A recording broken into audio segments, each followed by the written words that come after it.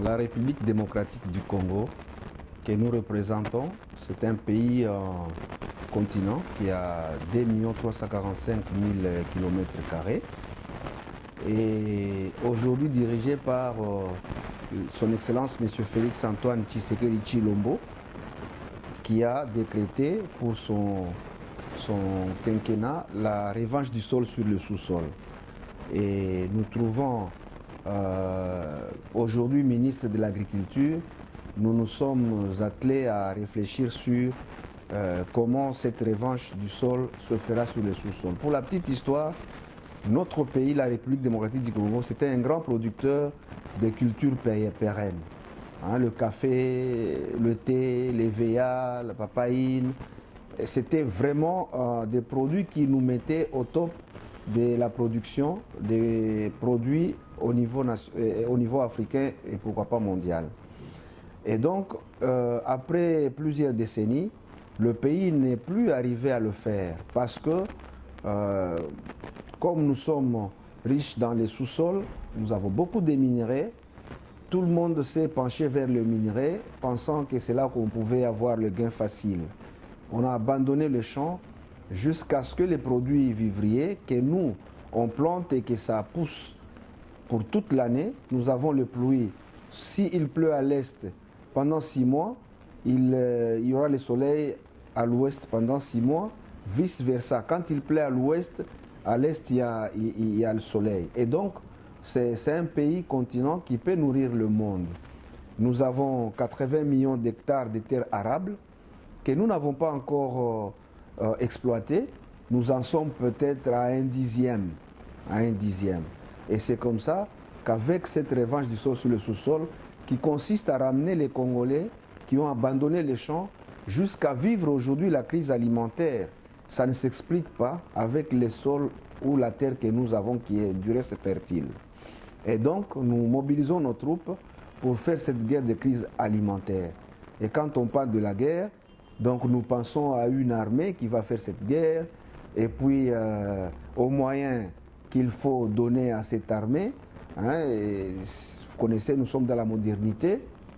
Et puis après, les hommes qui doivent faire la guerre, qui peuvent attendre de nous les munitions et autres que nous pensons être des intrants agricoles, parce que nous sommes dans le domaine agricole.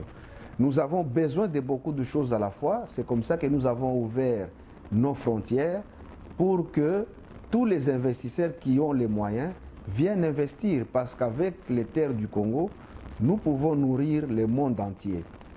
Et voilà, pas seulement le Congo, l'Afrique et le monde. Et donc, pour ce qui est des intrants agricoles ou de matériel agricole qui viennent dans notre pays, nous exonérons. Ils ne payent pas la douane parce que nous voulons vraiment que cette revanche du sol sur le sous-sol se fasse.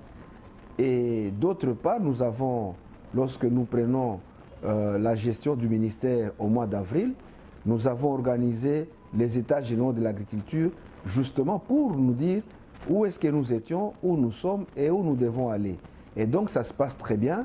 Nous avons essayé de faire des campagnes agricoles, notamment sur la consommation du café congolais, qui du reste continue à nous faire gagner des médailles à l'international. Notre pays, tout pays être cultivé. On peut cultiver tout dans notre pays. Et c'est comme ça que j'ai du mal lorsqu'on me dit, mais comme produit vivrier chez vous, est-ce que vous avez les tournesols? Oui, au Kivu, vous jetez les tournesols, ils vont croître d'eux-mêmes. Vous mettez X plantes, c'est la même chose. Les haricots, les vanilles et tout ça, c'est des choses qui se cultivent facilement, mais il faut que les Congolais aient des moyens. Et les moyens nous manquent. Donc nous sommes prêts à recevoir tout celui qui veut venir investir au Congo. Comme du côté de l'environnement, nous l'avons dit, le Congo c'est le pays solution. Et même pour l'agriculture, ça serait aussi un pays solution qui va nourrir le monde finalement. Et donc tous ces avantages font que l'appel vers les investisseurs soit aujourd'hui important et que l'écho aille jusqu'au fin du monde. Voilà, donc nous avons besoin de tout le monde.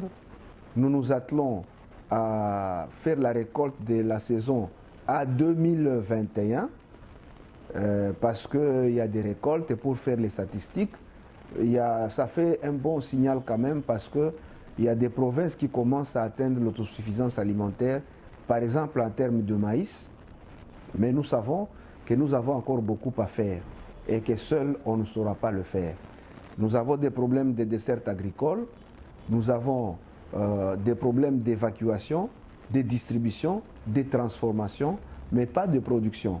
Il y a des productions qui se perdent dans la brousse, dans la forêt, ou là où il n'y a pas de route pour les évacuer. C'est aussi un défi majeur que les investisseurs peuvent venir nous aider à organiser.